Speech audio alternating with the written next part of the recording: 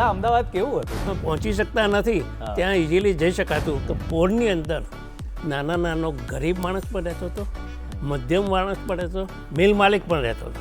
લેખક બન્યો પહેલાં હું કોલમિનિસ્ટ બની ગયો. 80-90 વર્ષનો માણસ બેઠો હોય ને તો એના જોડે વાત કરો.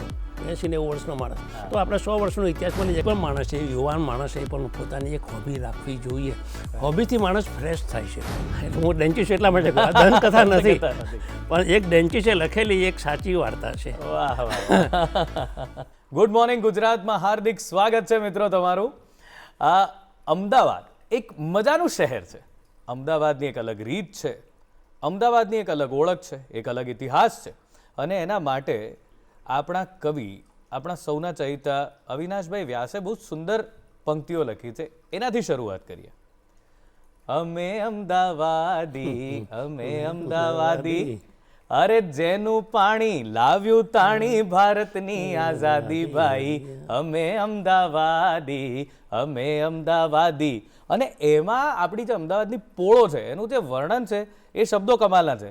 અરે પોળની અંદર પોળ, ગલીમાં ગલી, ગલી પછી જાય શેરીમાં ઢળી, શેરી પાછી જાય પોળમાં વળી, વળી પાછી ખડકીને અડકીને ખડકીને ગલી. આવી પોળો, આ બોલવામાં જેટલું ગૂંચવણ ભર્યું છે, તમે એકવાર પોળમાં જાઓ તમને એમ જ થશે કે હું ક્યાંથી ક્યાં નીકળ્યો, કેવી રીતે નીકળ્યો. આ તો ધબકતું અમદાવાદ, જીવતું અમદાવાદ, જે પોળોમાં જીવતું આજે પણ જીવે છે. અને પોળો એટલે બહુ જ બધો ઇતિહાસ પોતાની અંદર ધરબીને બેઠી છે. અમદાવાદને વર્લ્ડ હેરિટેજ સિટી જાહેર કરવામાં આવ્યું. ઘણી બધી પ્રવૃત્તિઓ એવી થાય છે જે હેરિટેજને જાળવવા માટે, એને લોકો સુધી પહોંચાડવા માટે થાય છે. પણ આ હેરિટેજની વાતો, આ અમદાવાદનો ઇતિહાસ લોકો સુધી પહોંચે છે કેવી રીતે? એવા લોકો થકી પહોંચે છે કે જેમણે માત્ર અમદાવાદને જાણ્યું નથી, અમદાવાદને જીવ્યું છે, અમદાવાદને જીવતા રહે છે. એમનો આશય છે કે આ જે અમદાવાદ છે, એનો જે ઇતિહાસ છે, એની જે ખાસિયતો છે, એની જે તાસીર છે, એ દરેક સુધી પહોંચે. દરેકને ખબર પડે કે એક શહેર હોય તો કેવું હોય, એની વાતો કેવી હોય, એની પાછળના કિસ્સાઓ અને કહાનીઓ કેવી હોય. અને એ કામ એક બહુ યંગ મેન કરી રહ્યા છે. ઉંમર માત્ર 80 વર્ષ જ છે એમની, પણ એમને મળશો ને હમણાં એટલે તમને લાગશે કે મેં સાચું જ કહ્યું કે 80 વર્ષના એક જુવાનિયા છે જે આજે પણ એ કામ કરી રહ્યા છે કે આવો મારા અમદાવાદમાં હું તમને બતાવું કે ખરું અમદાવાદ શું છે, કેવું છે. પછી એ પુસ્તકોના માધ્યમથી બતાવવાનું હોય, પર્સનલી હોય, ફિલ્મોના માધ્યમથી બતાવ્યું છે એમણે અમદાવાદને, સુંદર રીતે લોકો સુધી પહોંચાડ્યું છે. તો આવું કંઈક કેટલું પોતાના લેખોથી જાણીતા થયા છે. તો આવા જ એક મહાનુભાવ, એક મજાના વ્યક્તિ આપણી સાથે છે. અને આજે અહીં બેઠા બેઠા, તમારા ઘરે બેઠા બેઠા તમને એ હેરિટેજ સિટીની સૈર કરાવવાના છે, એ મારી ગેરંટી છે. તો ચાલો સ્વાગત કરીએ ડૉક્ટર માણેક પટેલનું. નમસ્તે ગુજરાત. સાહેબ, આપનું સ્વાગત છે. પહેલાં તો આપની આ બધી વાતો વાંચી અને મને એમ થયું કે આટલી બધી આપ તો પોતે વ્યવસાય તબીબ છો, ડેન્ટિસ્ટ છો. ડેન્ટિસ્ટ છું. તો આપે તો 80 વર્ષ આપની ઉંમર છે, એટલે એ અમદાવાદ પણ જોયું છે જ્યારે આવું નહોતું અમદાવાદ, જૂનું અમદાવાદ હતું. શકલ જ બદલાઈ ગઈ છે. હે સર, તો એ જૂની શકલ વિશે કહો ને, બધાને જાણવાની મજા પડશે. પહેલાં અમદાવાદ કેવું હતું તમારા બાળપણમાં? બાળપણમાં એક વાત ચોખવટ કરું, હું જન્મે અમદાવાદી નથી. ઓહ, હું કર્મે અમદાવાદી છું. વાહ. એટલે છેલ્લા 30 વર્ષથી હું અમદાવાદને વિશે લખું છું, માણું છું અને લોકો સુધી પહોંચાડું છું. જી જી. લોકો સુધી પહોંચાડું છું મિનિંગ એ થાય છે કે મારા લેખો દ્વારા પહોંચાડું છું, મારી ફિલ્મો દ્વારા પહોંચાડું છું, પછી મારા ત્યાં જઈને પબ્લિક ટોક કરીને પણ પહોંચાડું છું. મારો એક જ આશય છે, people should no the Ahmedabad. અમદાવાદને માણી શકે, અને એ માણી શકે એટલા માટે મેં જુદી જુદી બધી પ્રવૃત્તિઓ કરી.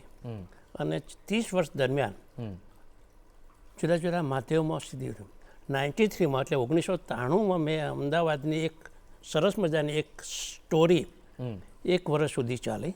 અચ્છા. ગુજરાત સમાચારમાં, અને એનું નામ હતું અમદાવાદ કથા. અચ્છા. લગભગ 1 વર્ષ સુધી મેં લખી. અને સ્ટોરી એટલી બધી પોપ્યુલર થઈ, રાધર આપણે કહેવાય ને લેખ મારા, કે હું જ્યાં જાઉં ને, દાખલા કે કોઈ લાઇબ્રેરીમાં જાઉં તો લાઇબ્રેરીના ગેટ આગળ જે નોટિસ બોર્ડ હોય ત્યાં મારું એ દિવસનું કટિંગ જ જોવા મળે. પછી MJ લાઇબ્રેરી હોય કે ગુજરાત વિદ્યાપીઠ હોય કે કોઈ પણ સ્કૂલનું નોટિસ બોર્ડ હોય. એટલે એ વખતે અમદાવાદની લોકોની જાણવાની શરૂઆત થઈ ચૂકી હતી. જ્યાં જ્યાં કોઈના ઘરે જાઉં ને તો મારા છાપાના કટિંગ બધા ફાઇલ કરતા મેં જોયા છે. ઓહો. એક રસિક વાર્તા કહું ને તો એક વખત મારે સીઈ એટલે આપણે પર્યાવરણ આપણે થલતેજના ટેકરા પર છે એટલે મારે ત્યાં ઇન્ટરવ્યૂ લેવાનું હતું અને પર્યાવરણ વિશે લખવાનું હતું. તો એ વખતે હું એમને મળવા ગયો કે હું માણેક પટેલ મારે તારા અમદાવાદ ઉપર જાણવું છે. ત્યાં જે ડાયરેક્ટર બેઠા હતા કે અમે તમને બહુ સરસ ઓળખે છે અને એમને આખી મારા લેખોની કટિંગ મારા સામે ધરી. ઓહ વાહ. હા પછી તો પછી અમને વાત જ નથી. આવું તો મારી ઘણી જગ્યાએ મારાથી બન્યું છે. પાછું એક બે ને ઘણી વખત બન્યું છે. કારણ કે કોઈ પહેલાં એક બીજી દાખલા કહું, વિદ્યાપીઠ ઉપર હું લખતો હતો અને પછી મેં રામલાલભાઈને એ વખતે વાઇસ ચાન્સેલર હતા એટલે રામલાલભાઈને મળ્યો. પછી મળ્યા પછી કે બીજા દિવસે પ્રાર્થના સભા હોય ત્યાં તો કાંતવાનું હોય છે ના થાય તો એમાં એ વખતે જાહેર કર્યું કે આવતીકાલથી ડૉક્ટર માણેકભાઈ આપણે ત્યાં આવ્યા હતા અને અમદાવાદ ઉપર આપણી વિદ્યાપીઠ વિશે લખવાના છે. તો પછી અને તમને કોઈને કંઈ કહેવું હોય ને કંઈ માહિતી આપવી હોય, હું તો મારી રીતે માહિતી આપવાનો છું. પણ એ જ દિવસે 2 પ્રોફેસરો મારા ત્યાં આવી ગયા સાંજના મારા દવાખાને. પછી તો એમણે મને આમ કહ્યું કે વિદ્યાપીઠમાં તો આમ છે તેમ છે, વહીવટ બરાબર નથી ને તેમ. એટલે મેં કીધું સાહેબજી નમસ્કાર, મારે વિદ્યાપીઠ ઉપર લખવાનું છે, મંદિર વિશે લખવાનું છે, મંદિરના પૂજારી વિશે લખવાનું નથી. મંદિરના પૂજારી પછી જે મેં લખેલી વિદ્યાપીઠની એ સાહેબ ખરેખર ખુશ થઈ ગયા કે આ સાચું નિદાન છે કે મારા તો મંદિર એ જે બાજુમાં નવજીવન છે તો નવજીવન વિશે મારે લખવાનું હતું. એટલે એ લોકો જ્યારે હું લખું ને તો ખૂબ અભ્યાસપૂર્ણ જગ્યા પર જઈ ને મારી લખવાની આ ટેવ હતી. અને એના પાસે પાછું એક નાનું સરખું રહસ્ય છે. તમે એક લેખક છે બહુ પોપ્યુલર, સંદેશમાં એની કોલમ ચાલતી ને એમની ભટ્ટ સાહેબ, અને એ જ મારા ત્યાં હું આ બધું લખતો હતો ને એ મારા ત્યાં આવે તો એ નવલકથા બહુ એમની પોપ્યુલર. તો એ જ્યારે કંઈ લખો ને તો જગ્યા પર જઈને જોયા પછી લખો. એમની સલાહ મુજબ પછી તો મને પણ એમની વાત સાચી લાગી. એટલે પછી અમદાવાદની પોરોમાં જો હું રખડું ને તો બધી પોરો જાતે જોઈ. પરા વિશે જેટલું લખ્યું ને જેટલા બધા પરા, માની લો કોઈ વાડજ છે કે રાણીપ છે કે પછી આંબલી બોપલ છે કે ગમે ત્યાં જાઉં તો હું જગ્યા પર જોઈ આવું પછી જ લખું. પછી લખો. હા. તો આ લખવાની શરૂઆત ક્યારથી થઈ માણેકભાઈ? 93માં સૌથી પહેલાં હું લેખક બન્યો, પહેલાં હું કોલમનિસ્ટ બની ગયો. બરાબર. લેખક બન્યો પહેલાં કોલમનિસ્ટ બની ગયા એટલે એટલાથી તમે પોપ્યુલર જ થઈ ગયા. જવાબદારી વધી ગઈ. હા, જવાબદારી કોલમનિસ્ટ. પણ 93નું અમદાવાદ કેવું હતું? અત્યાર કરતા શું ફેર હતો અમદાવાદ? ઘણો. અત્યારે આપણે જે પહોંચી શકતા નથી ત્યાં ઇઝીલી જઈ શકાતું. ભલે રિક્ષાઓ દ્વારા જતા હતા આપણે પણ પહોંચી શકાતું હતું. અત્યારે તો તમે ડાકે મતલબ કે તમે 3 દરવાજાથી ભદ્રના કિલ્લામાં જવું હોય તો તમે જઈ ના શકો. બરાબર, વાત સાચી છે. એટલું બધું એન્ક્રોચમેન્ટ થઈ ગયું હોય, લારી ગલ્લા થઈ જાય. એક દુકાન હોય તો દુકાનની બાજુમાં 2 ફેરિયાવાળા બેઠા હોય, પછી ખાટલાવાળી દુકાન પણ હોય, પલંગવાળી, અને વચ્ચે બીજા પણ હોય. એટલે ટ્રાફિક જ બંધ થઈ ગયો છે. એમ કહેવાય માણસ મથીને મુશ્કેલી ચાલી શકે. જી જી જી. પહેલાં તો એ વખતે લાલ બસ ફરતી હતી ગાંધી રોડ ઉપર, અને ગાંધી રોડ ઉપર 99% તો હું ચાલતો જ જતો. ડબલ ડેકર પણ હતી ને? હા, ડબલ ડેકર વાળી બસ પણ અમદાવાદમાં હતી. પણ ગાંધી રોડ પર બસ હતી, રિલીફ રોડ પર બસ હતી અને બધું હતું. અને રિક્ષા તો ઇઝીલી જઈ શકતી હતી. હા, નો ડાઉટ કે પોરોમાં કોઈ માણસને જવું હોય તો rickshaw is the best vehicle for the transport. બરાબર છે. સ્કૂટર ઇઝ અ ઇન્ડિવિજ્યુઅલ વસ્તુ છે. બિલકુલ. પણ આ એક મજાનો માહોલ હતો. અને હું તો અમદાવાદમાં છેલ્લા જે 30 વર્ષ મારા ગયા છે ને તો અમદાવાદની બધી પોરો મેં જોઈ છે. મોટાભાગના બધી મસ્જિદો મેં જોઈ છે. જૈન દેરાસર એટલા જોયા છે, હિન્દુ મંદિરો પણ એટલા જોયા છે. આ બધું જાતે ફરી પણ જ્યારે મેં પોરો વિશે પરા વિશે લખવાનું શરૂ કર્યું તો છે હું આંબલી બોપલ ગતરાળ વસરા હાથીજણ આ બધું હું જાતે જોઈ આવ્યો છું. બરાબર છે. પછી લખ્યું. અને લખતા પહેલાં પણ એક વિચાર કરું કે માનો લોકો એક વિસ્તારમાં હું ગયો તો સૌથી જૂનામાં જૂનું મંદિર કયું છે એ પહેલાં હું શોધી કાઢું. મંદિર જોયા પછી મંદિરની તકતી હોય તો સૌથી સારું, એનો ફોટો પાડી લઉં, તે કરી દઉં, ફોટો પાડું. પછી કે તે પછી 80-90 વર્ષનો માણસ બેઠો હોય ને તો એના જોડે વાત કરું 80-90 વર્ષનો માણસ, તો આપણે 100 વર્ષનો ઇતિહાસ મળી જાય કે એના ફાધરનો. પછી એને એમ પૂછ્યું કે તમે કેટલા વર્ષથી રહો છો, કેટલી પેઢીથી રહો છો, તો 200-250 વર્ષનો ઇતિહાસ મળી જાય. એટલે માણસ જોડે વાત કરવા માટે જ આ મને ભટ્ટ સાહેબની જે સલાહ આપી હતી એ સાચી જ સલાહ હતી. અને જોઈને લખવું તો એના પરથી તમને બધા રસ્તા મળે.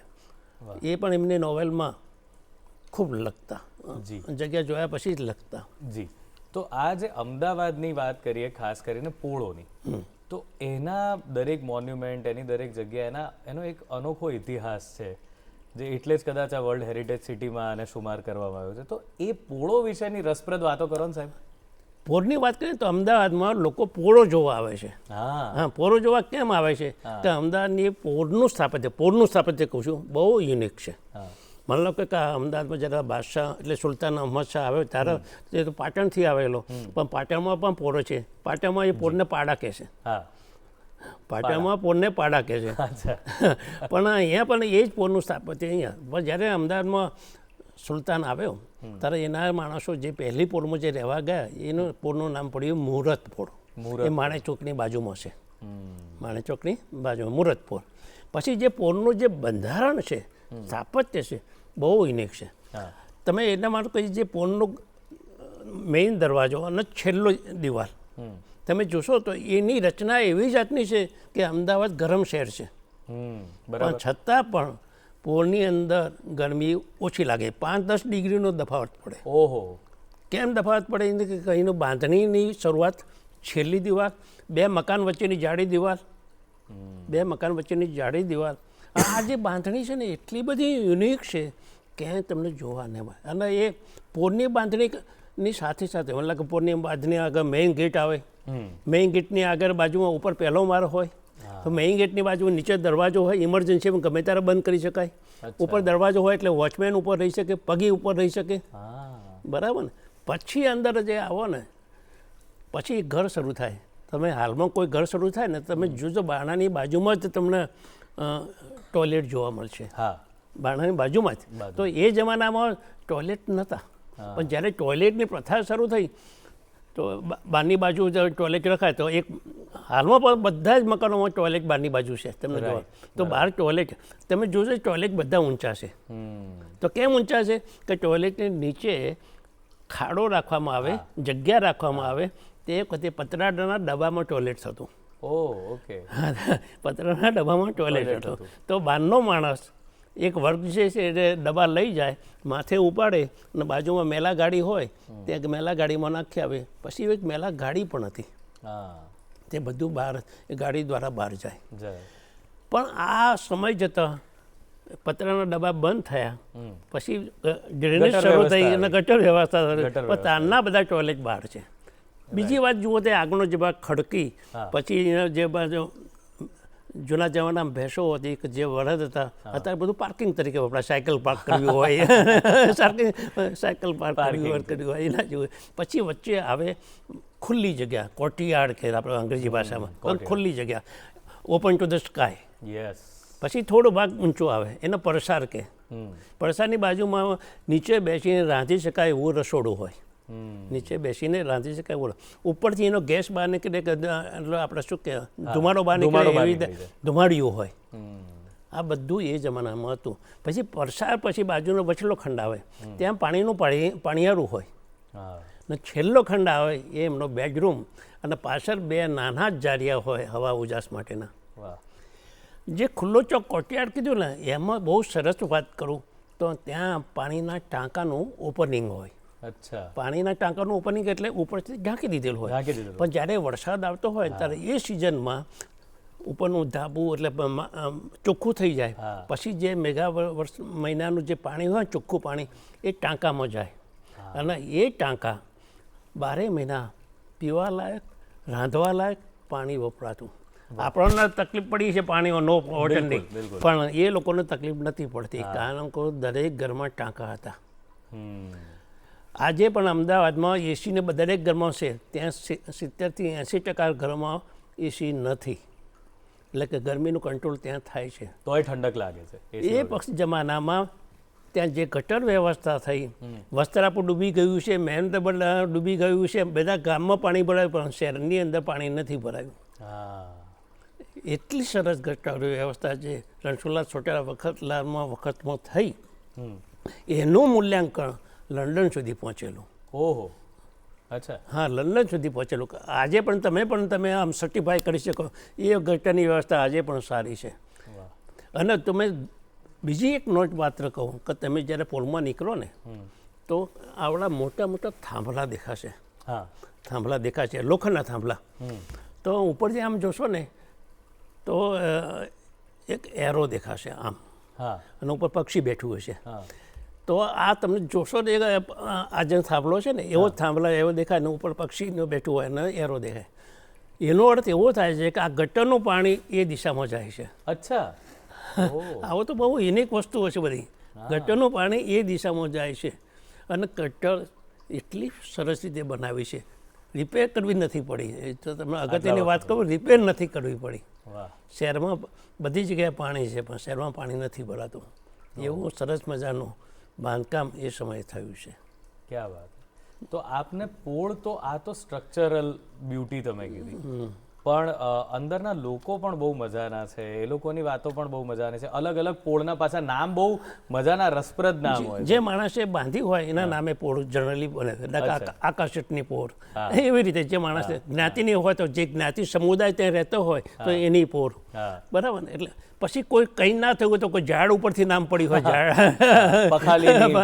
એટલે એવું ઝાડ ઉપરથી નામ પડ્યું હોય. પણ સૌથી નોંધપાત્ર વાત તો પોળની અંદર નાના નાનો ગરીબ માણસ પણ રહેતો હતો, મધ્યમ માણસ પણ રહેતો, મિલ માલિક પણ રહેતો હતો. બધા પોળમાં? હા, પોળમાં મિલ માલિક પણ, જયકૃષ્ણ રિવેલમનો બંગલો પણ ત્યાં હતો, બેચરલાલ લશ્કરીનો પણ બંગલો પોરમાં હતો, ઇવન મફતલાલ ગગનનો બંગલો પણ દરિયાપુરમાં હતો. બધા શેઠના બંગલા પોરમાં હતા. એટલે એક પોર સમાન સમાજવાદ જેવું હતું. એક જણના ઘરમાં ટેલિફોન હોય ને તો પોળના બધા માણસોના ઘરના સમાચાર ટેલિફોન પહોંચતા.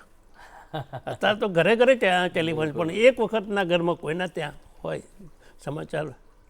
ઇવન બેસણું હોય કે માણસ કોઈ મરી ગયું હોય તો માણસ ફરીને કે આજે તો નોટિસ બોર્ડ આવી ગયા છે કે ફલાણા ત્યાંના નોટિસ બોર્ડ પર તમને જાણવા મળે કે ભાઈનું આ ભાઈનું બેસણું છે, કે આ ભાઈની કથા છે, કે આમ છે તેમ છે. એ વખત માણસને ખરીદો. ઇવન માણસને તમારે ત્યાં લગ્ન પ્રસંગ હોય ને તો ઘરના પોળના બધા વાસીઓ એકબીજાને મદદ કરે, રાંધવામાં મદદ કરે, પીરસવામાં મદદ કરે અને મોજ પથરી બધા સાથે જમે. એટલે જે કોમન ચોક હોય ને એમાં બધા કામ થાય. આજે જરા માહોલ થોડો બદલાયો છે પણ સંસ્કૃતિ થોડી ઘણી ચાલુ રહી છે.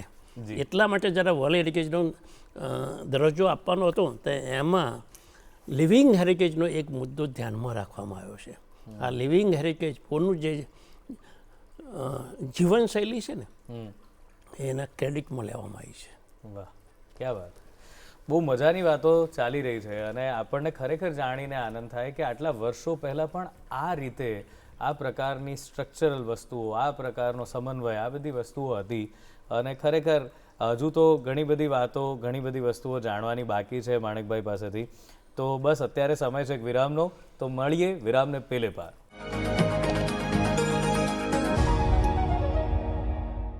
વિરામ બાદ આપનું હાર્દિક સ્વાગત છે ગુડ મોર્નિંગ ગુજરાતમાં. અને અહીં જ બેઠા બેઠા આપણે અમદાવાદની પોળોની સફર હમણાં જ કરીને આવ્યા છીએ અને એમાં આપણને સથવારો મળ્યો છે બહુ જ જાણીતા ઇતિહાસવેદ અને અમદાવાદની રજે રજને માત્ર જાણતા નહીં પણ જીવતા એવા ડૉક્ટર માણેક પટેલનો.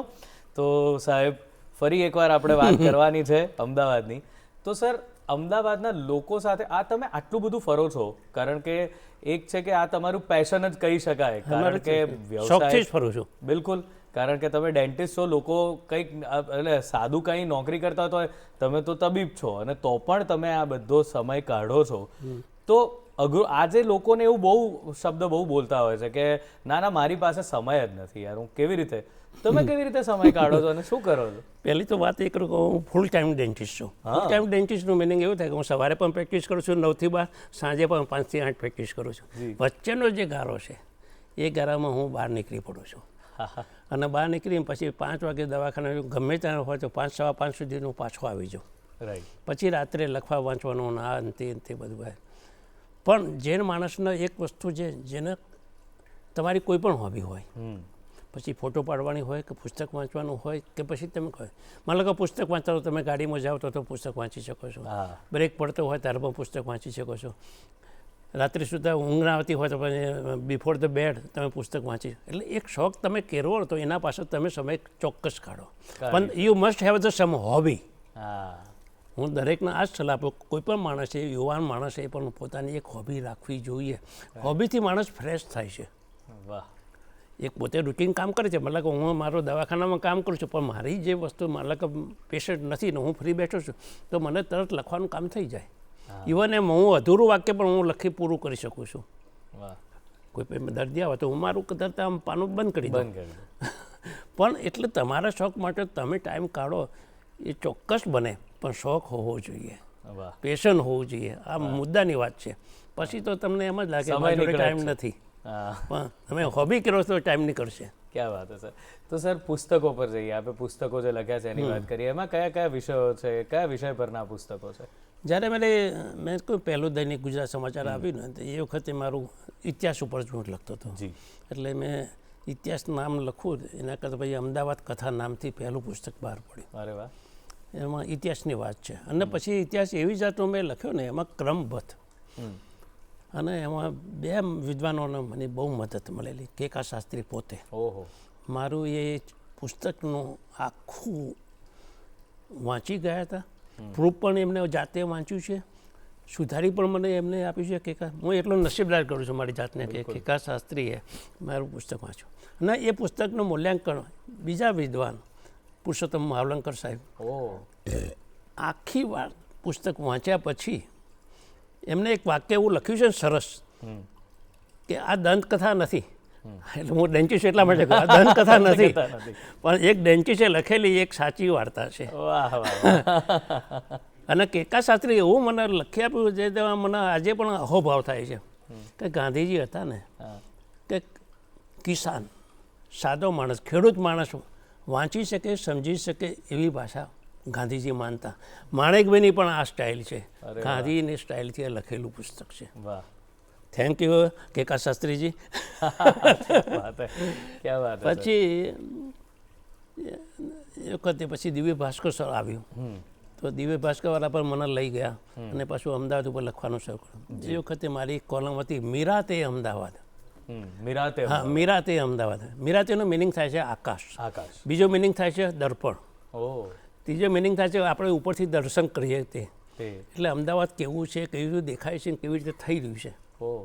તો એ મીરાતે અમદાવાદ. પછી તે કર્ણાવતી બીજું નામ હતું, એટલે કર્ણાવતી ક્રોસવર્ડ એમ કરીને એ પુસ્તક લખ્યું. એ સમય દરમિયાન હું અમદાવાદના સાહિત્યકારો, ગીતકારો, સંગીતકારો, નાટ્યવિદો, ડૉક્ટરો, બધા જ લોકોને મળવા મળ્યો. મને બહુ જ ટાઈમ લાગ્યો બધાને મળો. એક વર્ષનું એક રંગભૂમિવાળા, નાટકવાળા, ફિલ્મવાળા તો ફિલ્મવાળા, બધા અમદાવાદના જેટલી જાતના લોકો છે બધાને હું મળું. પછી જેટલા વેપારીઓ છે જુદી જુદી જાતના, મિલ માલિકોવાળા વેપાર, પછી નાના મોટો વેપાર, બજારો જુદા જુદા, એમ કે એક દરદાર પુસ્તક બનાવી. એનું નામ છે આ છે અમદાવાદ. આ છે અમદાવાદ. આ છે અમદાવાદ. અને એ દરદાર પુસ્તકમાં તમે કોઈ પણ માગો એ અંદર તમને વાંચવા મળે. પછી ખાણીપીણી માગો તો પણ તમને મળે, પિક્ચર માગો તો પણ મળે, વેપાર કરો તો પણ મળે.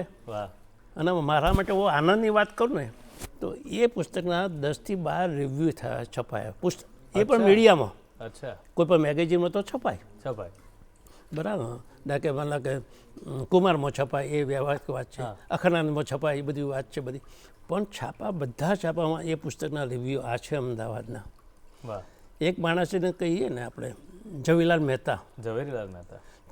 એ માણસે તો મને સરસ રિવ્યૂ, એક વાક્ય મને યાદ છે, તમારા ખિસ્સામાં કેટલા રૂપિયા છે એ જરૂર નથી, તમારા આ પુસ્તક વાંચ્યું છે એ જરૂર છે.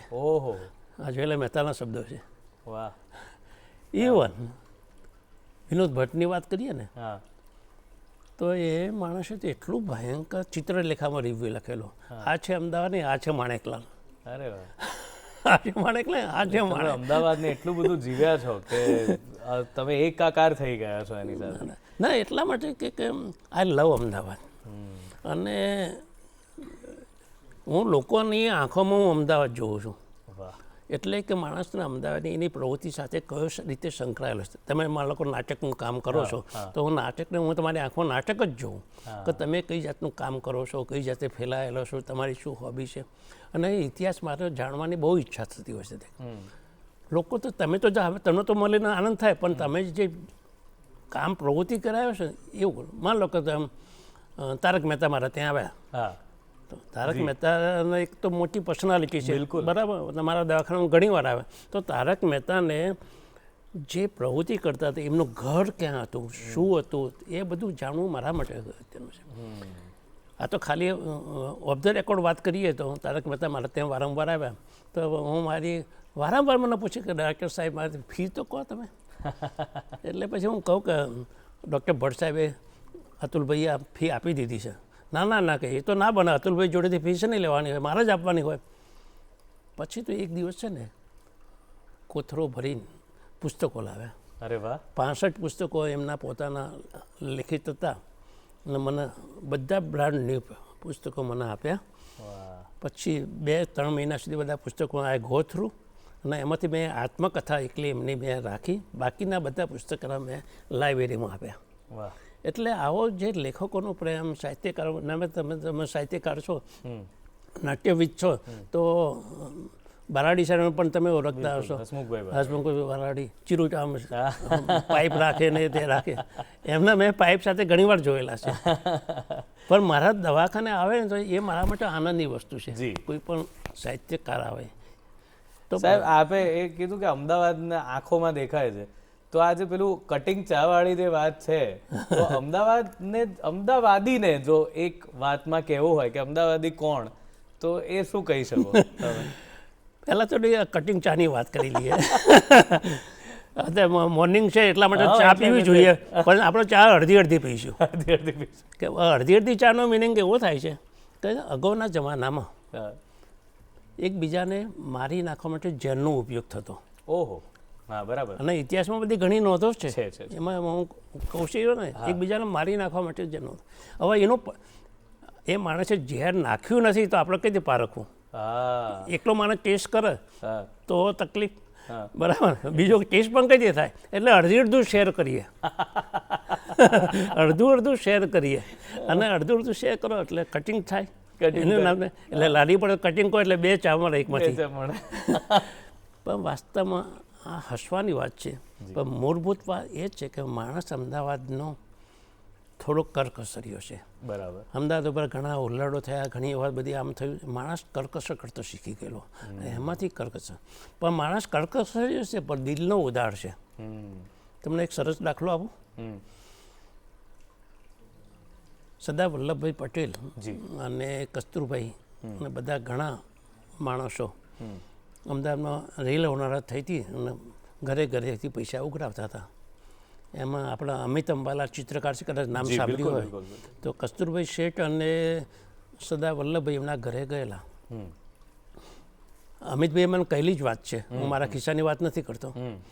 તે એમના ઘરે ગયા અને ત્યારે પછી અમિતભાઈના પપ્પાએ એમને આવકાર આપ્યો અને પછી પપ્પા મોટી ઉંમરના હતા એટલે કસ્તુરભાઈ નાના હતા. એટલે એ કસ્તુર, અમને એમ કીધું, એ કસ્તુર, આ તાર ચાદર પાથરી છે ને સીતરજી, હું કેટલામાં લાવ્યો છું? એટલે કસ્તુરભાઈએ જે રકમ કીધી, ના ના તું ખોટો, હું આટલામાં લાવ્યો છું. તું ખોટો, હું આટલામાં લાવ્યો છું. સરદારને એમ થયું કે આ માણસ આટલો ચીકણો માણસ આપણને જે રેલ રાહત માટે આપણે આવ્યા છીએ તો કેટલા પૈસા આપશે? પણ જ્યારે સરદારે એમની જે વાત કરી કે અમદાવાદમાં રેલ થઈ છે ને હોનારત થઈ છે, 5-6 હજાર માણસ મકાનો પડી ગયા છે, ગરીબોને આપવાના છે, એ વાત ઉપરથી એ પોતાના એમનું દિલ અને અંદર ઘરમાં ગયા, એક મોટો થેકડો રોકડા પૈસા આટલો સરદારના હાથમાં આપ્યા. વાહ. એટલે માણસ, હું કહું છું કે અમદાવાદી કંજૂસ નથી, અમદાવાદી દિલદાર છે. પણ કરકસરિયા પંકર કસર્યો છે. ઇવન આપણે આમની જ વાત કરીએ તો વાડીલા સારાભાઈની વસ્તુ કે વાડીલા કર કસર કરીને પૈસા કરેલા પણ મરતી વખતે એમ લખી દઉં કે મારા બધા પૈસા દાનમાં આપવા. વાહ, એટલે કે હું જો મારી જાતને બધું વાપરી કાઢું તો હું દાન ક્યારે કરીશ.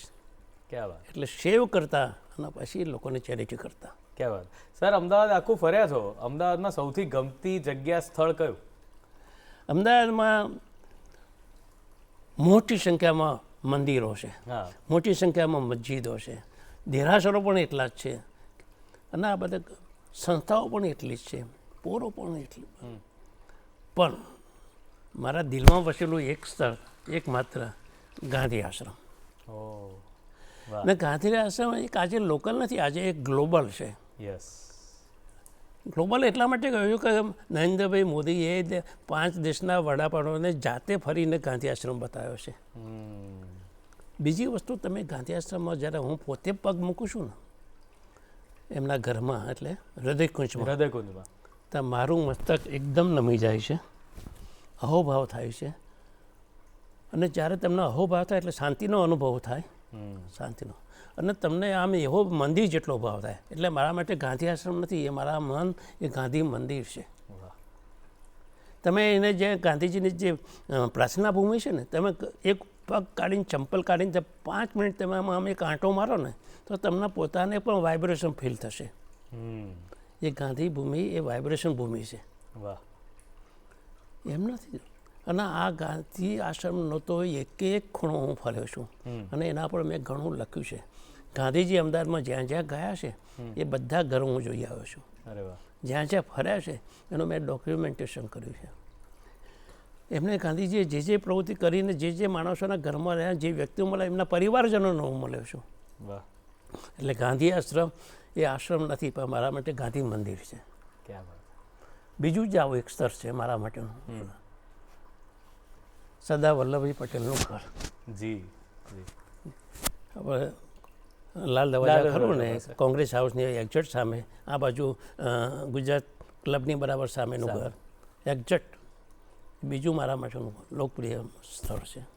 વાહ, એટલે આ જે મહાનુભાવો છે ને સાહેબ, આપણે તો એમ કહીએ ને કે આ અમદાવાદ રાજા મહારાજાનું અમદાવાદ નથી, રાજકર્તાઓનું નથી અમદાવાદ, આ અમદાવાદીઓનું અમદાવાદ છે. વાહ, વાહ, વાહ. આ અમદાવાદીઓનું અમદાવાદ છે. કેમ કે આ અમદાવાદીઓએ અમદાવાદ બનાવ્યું છે, મિલ માલિકો નહીં, નગર શેઠ લોકોએ બનાવ્યું છે. એક એક તમે 4 રસ્તા પર જાઓ તો એમ કોઈ મકાન પર તકતી જોશો ને,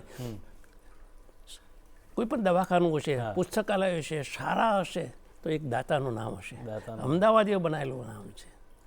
આ રાજા મહારાજોનું કામ નથી, નગર શેઠના લોકોનું કામ છે, વ્યક્તિઓનું કામ છે, એમનું બલિદાનનું કામ છે. આ અમદાવાદીઓનો અમદાવાદ છે. ક્યાં વાત હે સર, વાહ. અને આપણે ફિલ્મો પણ બનાવી, તો એનો વિષય પણ આ જ મૂળ, એ કેવી ફિલ્મો? એટલે આમ લખતો વાંચતો અને પછી એમાં હવે એમ લાગ્યું કે લોકો હવે વાંચવાનો ક્રેઝ ઓછો થતો જાય છે. બહુ સાચી વાત છે. એટલે મેં કીધું કે લોકોને દ્રશ્ય સાબે ઉપર જવું જોઈએ. અને પછી એકવાર પછી હું કોર્પોરેશનમાં ગયો અને એ વખતે અસિતભાઈ વોરા મેયર હતા. જી. અને મેં મારી ખાલી વાત રજૂઆત કરી. મેં કહ્યું ભાઈ આ અમદાવાદનો ઇતિહાસ ઉપર એક ડોક્યુમેન્ટરી બનાવો ને, તમે મદદ કરો તો સારું. એમને મારા સામું જોયું ને તરત યસ. પછી મને કહે શું વિષય લેશો, કઈ વિષય લેશો, કશું જ પૂછ્યું નહીં એમને. હો, પછી બીજો વિષય શું કરશો? મેં કહ્યું કેટલો ખર્ચો થશે? મેં કહ્યું 7 લાખ રૂપિયા હું સ્ટડી કરીને આવ્યો છું, 7 લાખ રૂપિયા થાય થશે. મને કંઈક કામ કરો ને, સ્ટાર્ટ ધ વર્ક. અને પછી મેં કહ્યું મારા કામ કોઈ પણ જગ્યાએ જો તો મારે તમે મને કાગળ લખીને આપો કે આ કામ કરવાનું છે, તો મને ત્યાં અંદર પ્રવેશ મળે. એટલે મને ઓન ધ સ્પોટ એમને એક કાગળ લખીને આપ્યો કે આ જાતનું ફિલ્મ નિર્માણ થઈ રહી છે ને એમને ત્યાં પ્રવેશ આપવો ને કામ શૂટિંગ કરવા દેવું. જ્યાં જ્યાં જવું એમનો અમે અસિત વોરાનો કાગળ બતાવું, મને મારું કામ ઇઝી થઈ જાય. વાહ. ફિલ્મ તૈયાર થઈ ત્યારે એ મેયર નહોતા, એ વખતે મીનાક્ષીબેન હતા મેયર. પણ મીનાક્ષીબેનને એ બધા ભેગા થઈને એમને મારી ફિલ્મ ટાગોરમાં રિલીઝ કરી. હા, વેલકમ ટુ અમદાવાદ નામ હતું એ વખતે. જ્યારે ટાગોરમાં ફિલ્મ રિલીઝ થઈ ને ટાગોર હોલની એક સીટ પણ ખાલી નથી, બધા પગથિયામાં બેઠેલા હતા. ઓહો. અસિતભાઈ વરાના મીનાક્ષીબેન કહે, માણેકભાઈ આ તમે આ શું ચમત્કાર કર્યો છે.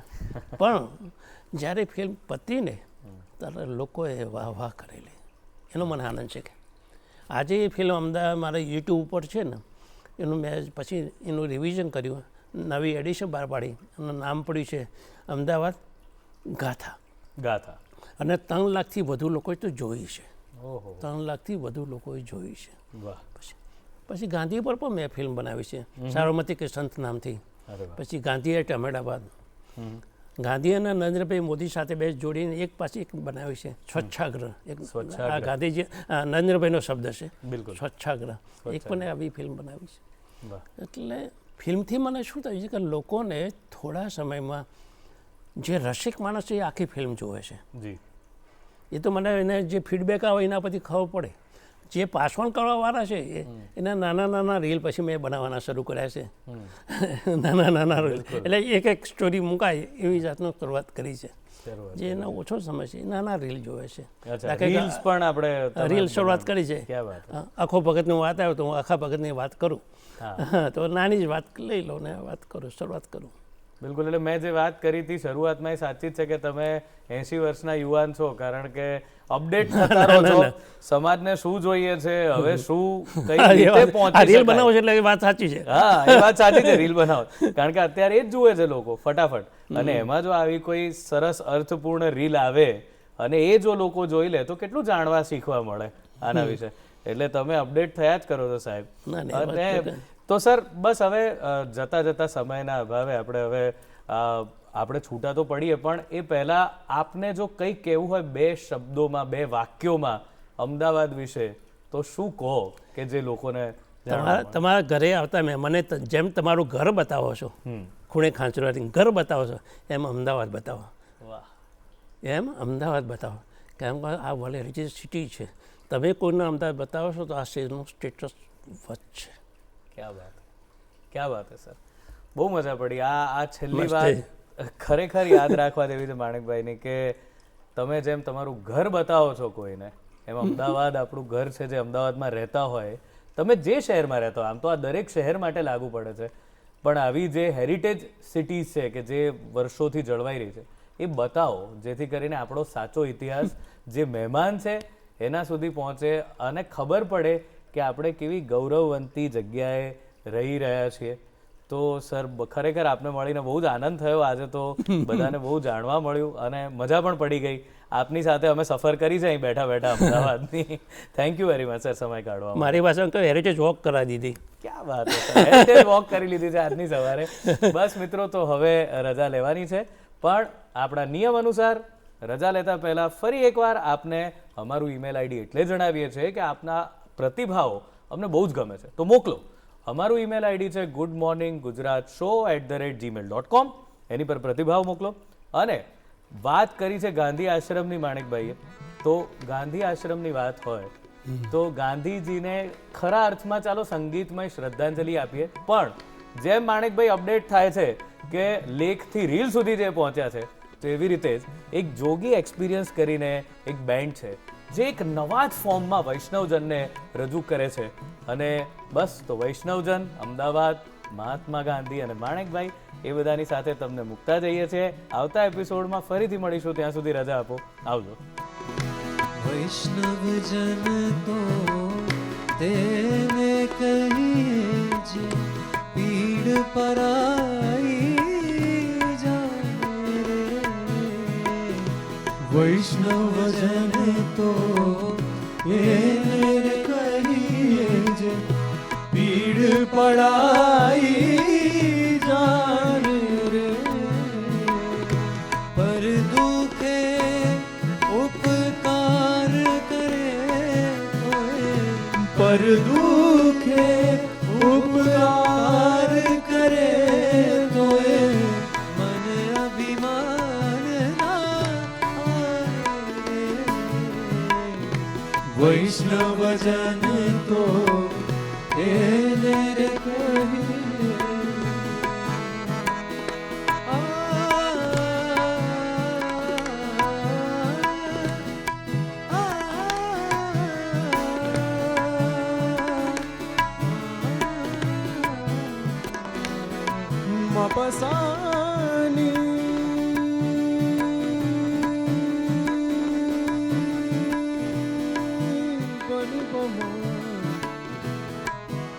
વસાની બન પમારે રે મારે પમારે બની રે જા પની રે સા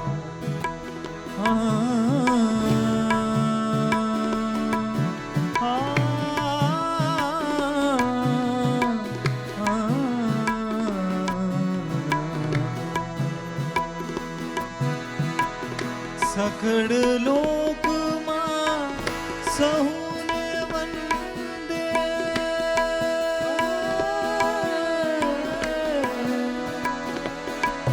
ઓ સકળ લોકમાં સહુને વંદે નિદાન કરે કે નીરે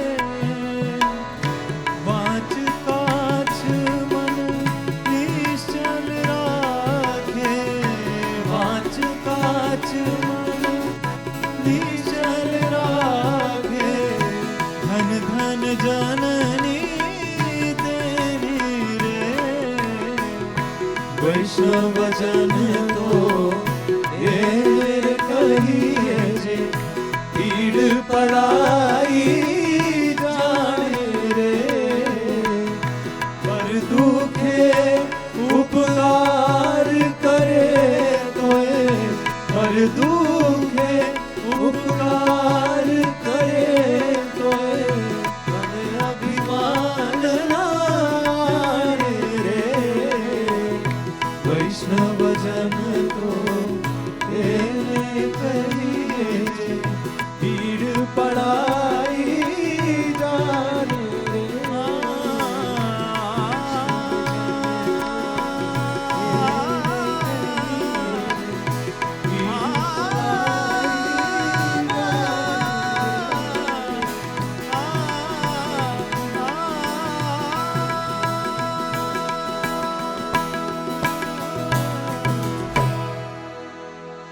વૈષ્ણવજન તો